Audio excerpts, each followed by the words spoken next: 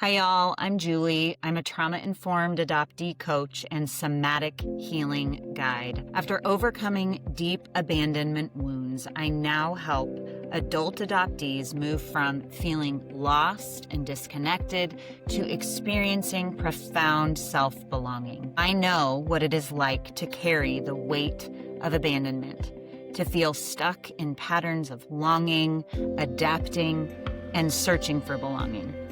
To have tried every healing modality available and come up empty. My own healing has taught me this. The answers aren't out there, they're buried within me, and I'm here to guide you home to yourself. The Resilience Project podcast brings voice, visibility, and validation to the parts of adoption society rarely names, but all of us feel.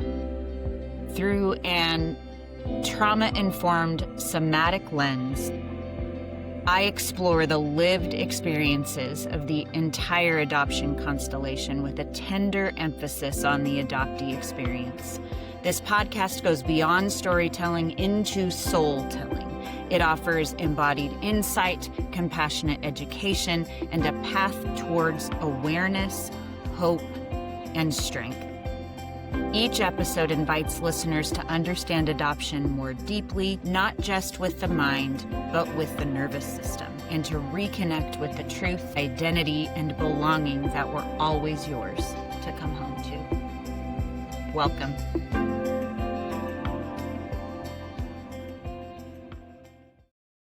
Welcome back, everybody, to the podcast. It is so great to be together as always. Last Tuesday, I hosted a gathering for adoptees called You Are Not a Burden, a gathering for adoptees exploring identity.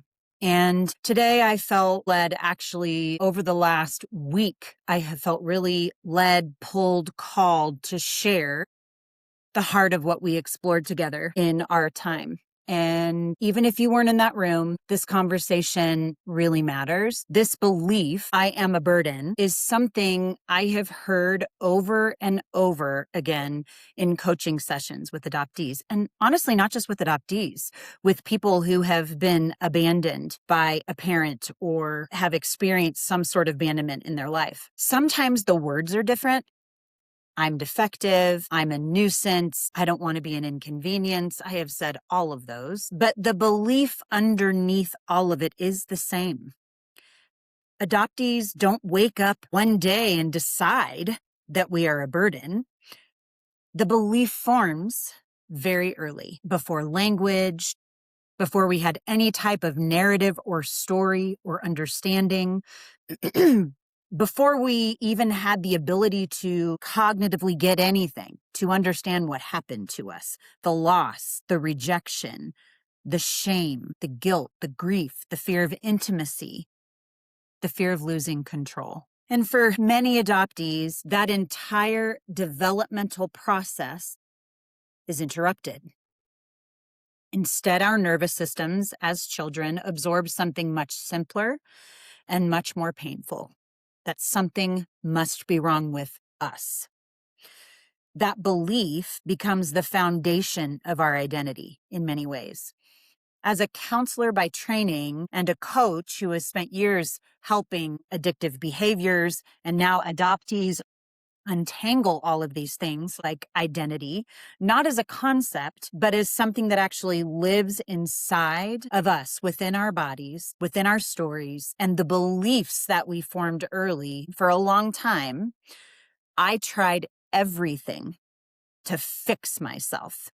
I learned so much, but I still felt stuck. The turning point for me was realizing that I didn't know how to have a relationship with my body. And until I could learn that language, which I've talked a lot about in previous episodes, nothing I knew had anywhere to land. So that's what we're going to visit and talk about today. There was a point in my life where everything looked fine. On the outside, everything was great. I was trained in counseling. I was helping other people. I was even trauma-informed. I understood my negative patterns in relationships, even though I had absolutely no clue how to stop them. And underneath all of that, I still felt like I was the problem. Like if something wasn't working in my relationships, if I kept sabotaging intimacy, not just with others, but with myself, if I kept pulling away when connection felt real, it had to be me. But I never said that out loud. It lived inside of me. I will never forget the moment that changed my trajectory. I've actually talked about this in episode 2, and I'm going to go into a little bit more detail here. I was at Liberty University for an intensive for my counseling degree, and my professor had heard me say in one of our groups that I was adopted. And after that group, she pulled me aside, and what I remember about this time was, as I looked around me, I saw white walls. There was no connection. It was like a hospital room, to be honest. I was just learning. I was there to learn. And I'm in this place with this person who I had just met and respected, and I was feeling very, very nervous. She wanted to talk to me and tell me something that I needed to deal with. She basically told me that I had skeletons in my closet regarding adoption, and that if I didn't deal with them, I would harm the people that I was trying to help. My response to her was, "Skeletons in my closet? About what exactly?" She said, "Julie, your adoption has impacted you." And I remember at that moment feeling like I was smacked across the face. I've told this story a lot. "I don't have any skeletons in my closet regarding my adoption," I remember saying to her. And she said, "You absolutely do. I've been a foster parent for years. I've seen it firsthand. If you don't deal with this, you will absolutely harm people." There was no question. She believed that I would. It shocked me. I went home and decided that I was going to follow through with what she told me to do. But I had no idea even where to begin. And I had no idea what was even awaiting me on the other side of this. We were living in Maui, Hawaii at the time. And I remember sitting in my little office. We had this beautiful home with a wraparound porch less than a mile away from the beach. And it was dreamy. And I sat there with this manila envelope in my hand, so afraid to even open it. My social worker that I had been connected with in the state of California at the time said that I needed to journal before I actually read this information, because she said that it was gnarly. She sent me 6 pages, not common in the state of California. They're working on it. There's some good strides right now, good progress in the state of California. She told me to write down what I would expect. And my husband at the time decided to read the document first so that he could be prepared. Once I read this document, the whole world changed for me because I couldn't read any further. So I didn't get to the second page. What I read was that she had attempted to abort me twice between weeks 12 and 16. And then I never picked it up again. Until about 2 years ago, when I was in my home country that I now know is Italy, when I decided I needed to really read about my life. It was too much for me at the time. I didn't have enough to hold it. I didn't have the capacity, to be honest. So the sad part was she didn't tell me that information. The paperwork did. And so at that point, my brain fragmented into multiple pieces. I got a massive headache, and I felt those pieces of myself bouncing around in my head like a puzzle that I had nobody around to help me put them back together. And at the exact same time, everything made sense. Every pattern, every overreaction, every moment of, why am I like this? It made sense. And I remember thinking, this is where the work really begins, which was humbling because I thought I had already done the work. After that, I tried to put myself back together. I talk about the Kintsugi vase a lot. It's a Japanese art where pottery is broken and put back together beautifully with gold-plated glue. But that's what it felt like. It felt like I was trying to do that without any guidance. I had all this insight and knowledge that I had learned, So I continued to grasp and read and process and analyze. And then my birth mother died in 2020. And something in me knew, if I don't deal with the unfinished business that I have regarding her, I'm not going to be okay. This wasn't this massive dramatic shift in my life. It wasn't as if everything in my life was falling apart externally, but internally there was a very unsettled Julie. There was this missing piece, and I did not know what it was, and I just continued searching. So I found an EMDR therapist who was adoption competent on the suggestion of a past therapist that I had, and it took me 9 months with her. Funny, 9 months before I moved at all. And she kept asking me, where do you feel it? And I would say, I don't know, my head. I actually talked about this in last week's episode. Everything stayed in my head. Nothing dropped below my neck. And that's when she said, you're not going to go anywhere until you actually work with your body. And I remember thinking, how? How do I do that? I know somatic means body. I actually learned that in my program, but we never got any training in it. So what does that even mean? I found a somatic therapist, but she was literally a quack. She told me to blow bubbles, to play with Play-Doh, to notice the water on my hands when I wash them. All of those things are great somatic tools, but that's all she told me. There was no context. She said I had a touch aversion and that I would be just fine. That did not work for me. I felt hopeless. I felt ridiculous.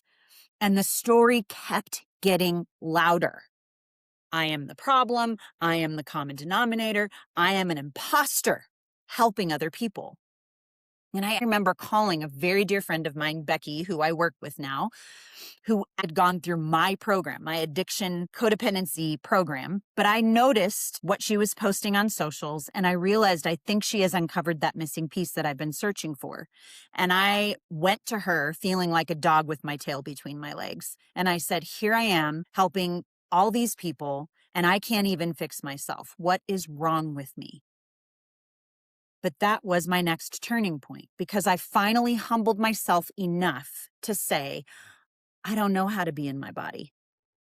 And when I started learning that slowly and gently, that's when everything shifted. Not overnight, not dramatically, but the information that I had carried for years in my head finally had somewhere to land. And I began to understand what tightness felt like in my body, what numbness felt like, why my chest clenched and braced, why my throat closed. And I realized I wasn't ever broken. I was living in a state of survival when it came to connection with others, even myself. I learned that belonging wasn't a guarantee. So I minimized, I interrupted, I prostituted myself emotionally and physically to keep love close. I called myself an idiot all the time. I assumed no one could really love me because I didn't believe that I was lovable. The biggest shift wasn't fixing me. It was finding belonging within me, not isolating, not hardening myself to outside sources, but realizing I didn't need someone else to validate my existence in order to survive. My connection with God, my connection with my own body, that's where it began. And when that happened, I stopped needing to people please to stay. I stopped interrupting to be heard. I stopped abandoning myself to keep connection. And what's crazy is those weren't character flaws. They were survival strategies. They were wisdom. But they didn't have to define me anymore. And that's when I realized this isn't just my story. There are so many adoptees walking around thinking that they're broken, but no one ever taught them how to update what their body had learned before they had words. That's why the gathering that I had last Tuesday existed. Not because we all need more insight, but because identity lives deeper than that. And when you learn to work at that level, everything changes. So I want to talk about the 3 major limiting beliefs that keep us stuck and how to get unstuck from them. The first one is, I've tried everything. Nothing sticks. I felt that way. My guess is that you have begun to see that adoption creates these early beliefs pre-language. When we were in the gathering and I went through each one of these, I asked everybody to put a 1 in the chat if they felt all of this, and the chat went off because everybody related to all of these things. The help that we received was focused on thoughts and behavior.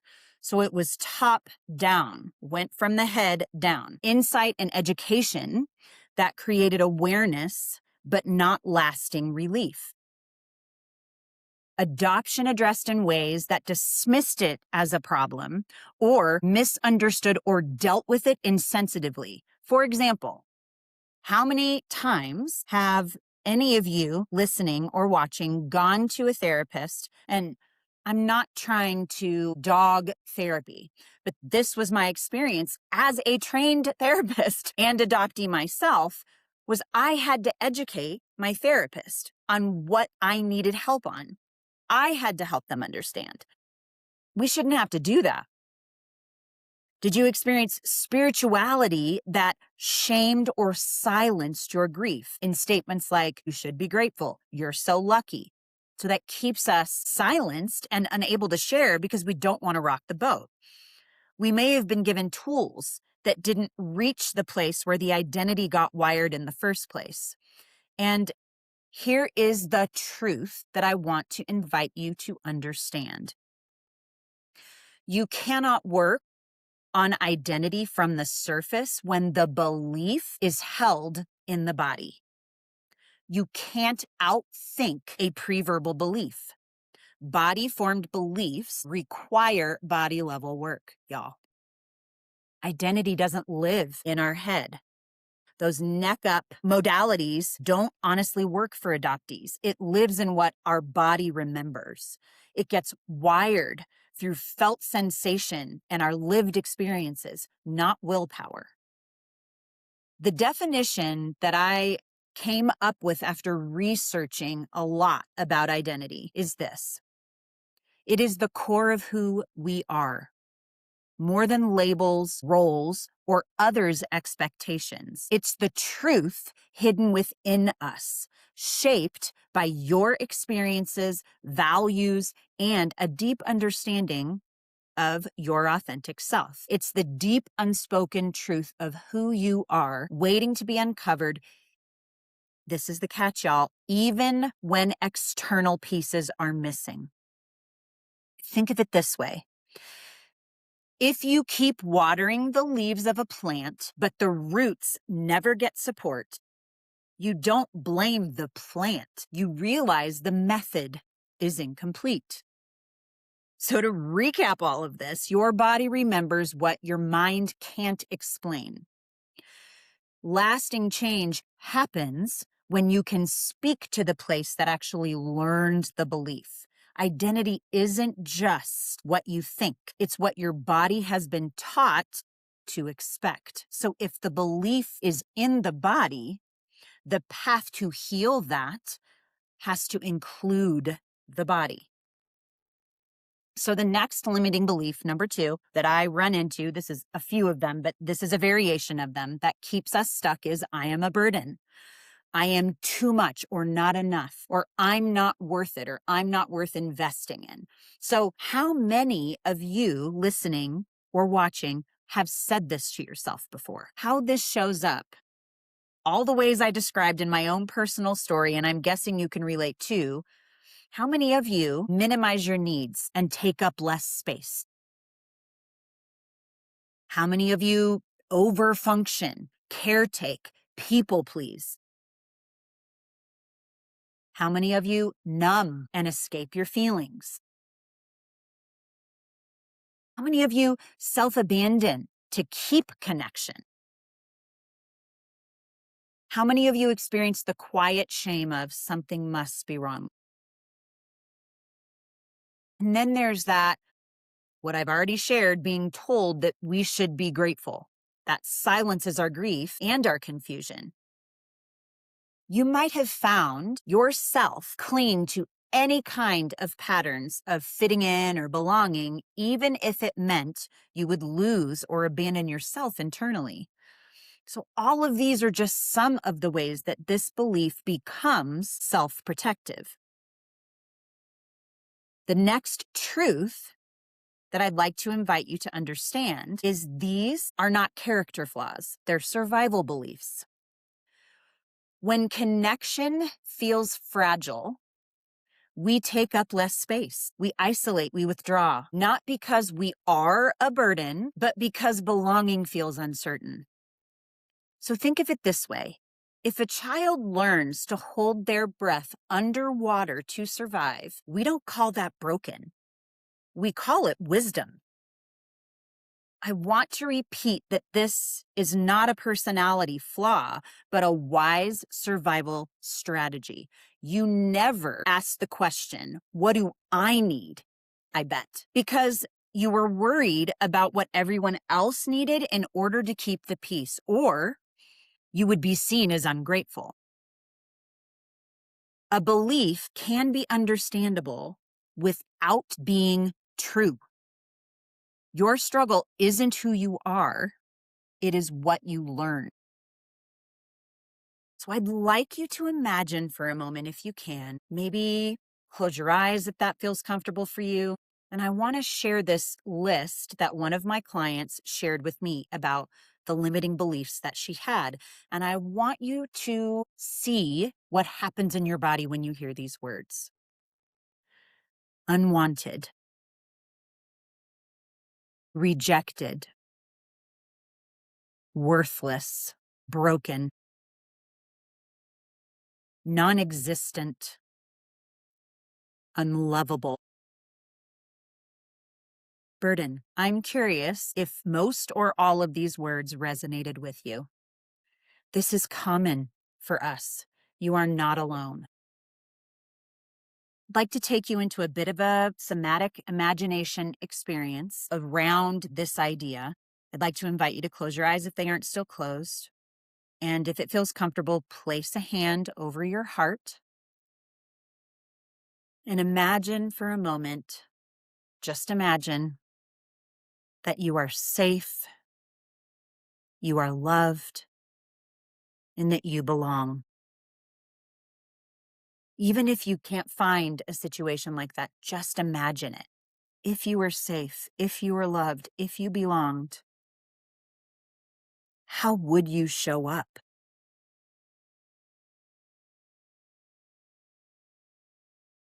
What would change in how you treat yourself? What would you stop proving? And what would you finally let yourself need? And if nothing shows up, that's okay. Even resistance is information. That's the power of what the body can tell us. Just be curious, not judgmental with this exercise. The next limiting belief, and the final one that I'm going to cover today, is I don't have time for this. It'll uncover too much. Avoiding, y'all, feels safer because it keeps things predictable. But things we avoid don't disappear. They just stay loud in the background. And here's the part that nobody explains.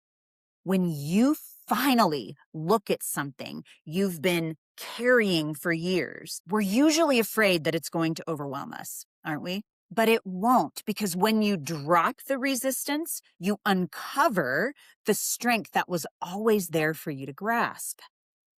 It allows you to finally feel, not avoid, not escape, not numb, what you have carried so silently for decades.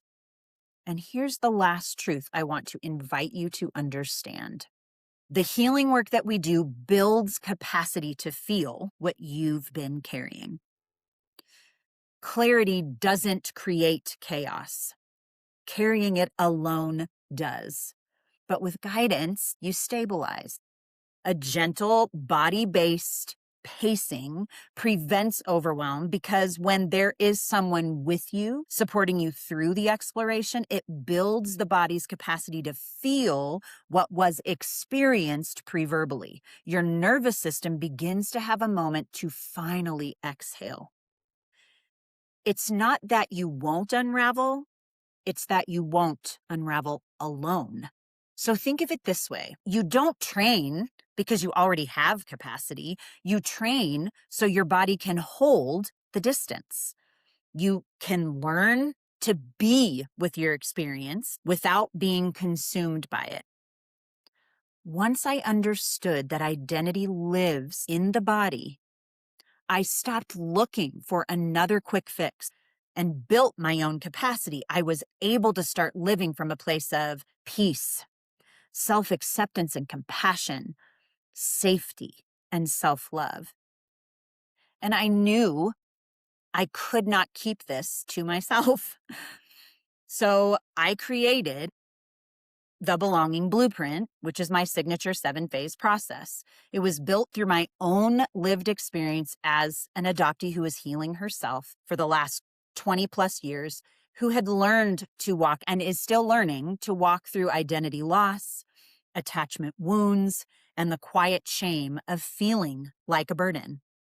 With years of trauma-informed, body-led work that I have been doing, and in the last couple, even inside of Revolution, where I've been working with adoptees, I saw that real healing does not happen through insight alone, but through slowly rebuilding safety, self-trust, and a true sense of belonging from the inside out. It teaches you how to learn the language of your body so you can stop living from old survival beliefs and start living from the truth of who you are, so that you can live the life you have always desired to live and didn't know how. Think of it this way. For a long time, it can feel like you're driving without a map. You're moving, you're trying, you're taking exits that look promising. You even stop and ask for directions. You read all the books, you try different routes, and sometimes they help for a while. But underneath it all, you still don't fully know where you are. That's the disorienting part. The Belonging Blueprint isn't me handing you the destination. It's helping you understand the terrain you've been standing on your whole life. It gives you language to where you actually are now. It helps you recognize the patterns in the landscape, and it teaches you how to navigate from within instead of guessing your way forward. It's not about rushing to arrive somewhere. It's about finally knowing where you're standing so that the path makes sense. If something in this conversation resonated with you, if you recognized yourself in the burden belief, if you feel like you understand your story to some extent, but something still feels unresolved, that's exactly the work that we do inside Revolution and inside my coaching programs. It's not about fixing you. It's about dismantling the belief that you were ever too much to begin with. And for those of you who are actually craving an even deeper experience, there's also an in-person retreat that Dr. Liz DeBetta and I are holding on May 23rd and 24th called Unmothered, A Revolution in Adoptee Healing. It's an in-person event, like I said, and it's a space where adoptees can explore identity, belonging, and healing in community. Because one of the most powerful experiences an adoptee can have is sitting in a room with other adoptees and realizing that they don't have to explain their story anymore. It's understood. So I want to leave you with this. If you've been carrying the belief that you are a burden, you are not broken for feeling that way. You're responding to something real. But that belief doesn't have to be the end of your story. Healing begins the moment we start questioning the identities we built to survive. And if this conversation stirred something in you, that might just be the beginning. Please feel free to DM me on any of the socials. You can drop the word podcast or even burden in there, and I will send you a resource that will provide support and would be happy to have the discussion with you. Just let me know, and I'll send you the link to schedule a call. As a matter of fact, I'm going to go ahead and drop the link in the show notes if you want to schedule a chat with me to connect more about what I talked about today. I hope you all have a wonderful Thursday. And as always, I'm so grateful to be with you and be able to share these things that have really impacted me. And I hope that they can impact you in the future. Have a great Thursday.